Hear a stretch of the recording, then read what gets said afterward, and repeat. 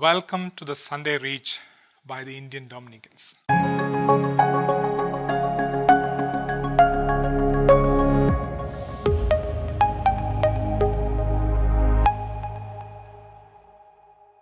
Dear brothers and sisters, Advent is a time of preparation for the worthy celebration of the birth of Christ.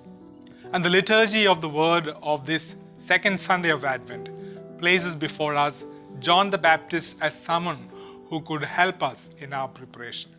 Of him, Prophet Isaiah says, "Behold, I send my messenger before your face, who shall prepare your way.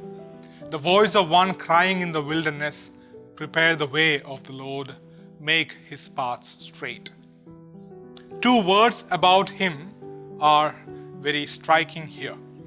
He is the messenger and he is the voice. Something very common we find among these two terms are that they both become meaningful by reason of the other or by reason of something else. A messenger is someone who is employed to carry messages. He doesn't have a message of his own, but he is only a carrier. He becomes meaningful because of the one who sends him and the message he carries. Similarly, a voice is a sound that a person produces. It becomes meaningful when a word is attached to it or when it carries a word. John was indeed a true messenger and a meaningful voice. What made him so? He was strict regarding two principles. They are, firstly, Christ was his message. John was a true messenger. His message was not his own or he himself. His message was Christ, for whom he came to prepare the way. This was the case of all those whom God called to be his messenger. St. Paul says in 1 Corinthians chapter 4 verse 5, "For what we preach is not ourselves, but Jesus Christ as Lord, with ourselves as your servants for Jesus' sake." How does someone become a true messenger? No one can become a messenger unless and until he or she has a personal encounter with the one whose message he or she carries. When the disciples went out to preach, this is what they said. In 1 John chapter 1 verse 3, it says that which we have seen and heard, we proclaim also to you, so that you may have fellowship with us and our fellowship with the Father and with his Son Jesus Christ. This is also true of John. He encountered the Messiah when Mother Mary visited Elizabeth. Luke chapter 1 verse 41 says, "When Elizabeth heard the greetings of Mary, the babe leaped for joy." This encounter led John to be a true messenger who preached not himself but Christ. Secondly, he remained only a voice. St. Augustine says, "John is the voice, but the Lord is the word who was in the beginning." John is the voice that lasts for a time. From the beginning, Christ is the word who lives forever. Take away the word, the meaning, and what is a voice?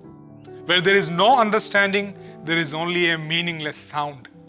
The voice without the word strikes the ear but does not build up the heart. John was the voice that prepared the way of the Lord. An important characteristic of this voice is that it gets its significance from the word it carries. The word that John, the voice in the wilderness, carried was Jesus himself, the one who came to save the world. He got this word through the means of another voice that carried this word, Mary, the mother of Jesus.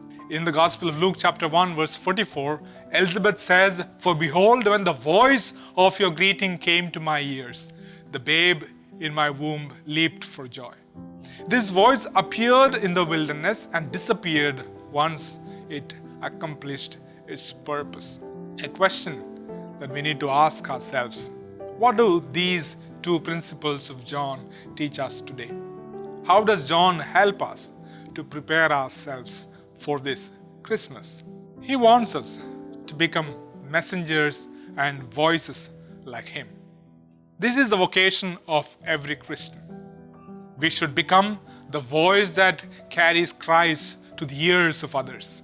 We should become the messengers that carries the message of Christ to everyone. This is possible only if the message or the word is born in our hearts. Each of us have to make our heart a worthy place for Christ to be born. How can I love if love is not born in me? How can I forgive if forgiveness is not born in me? How can I preach if the message is not born in me?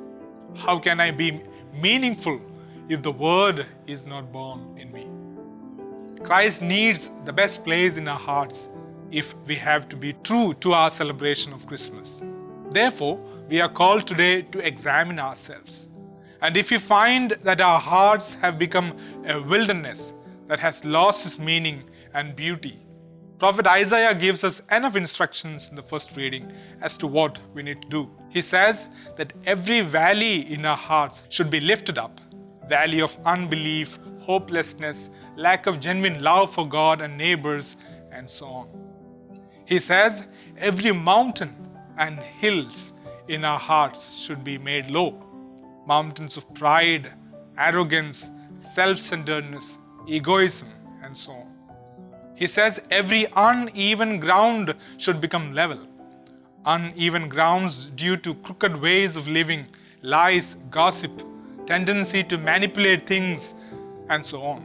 And he says that every rough places should be plain. Rough places of anger, hatred, tendency to take revenge, and so on. Thus our hearts can become a worthy place for Jesus, the message and the word, to be born. When He is born in our hearts, we can become genuine messengers and meaningful voices like John the Baptist. We become the means for others to encounter Christ. Our voices begin to build up, not destroy others. Our life becomes a blessing for others and not curse. We become the reason for someone to celebrate a better Christmas this year. That someone may be in our own families, our neighborhood, our society, or our workplace. This is the responsibility of every messenger and every voice, to have Christ in the heart and to become the means for Christ to be born in the hearts and lives of others. Amen.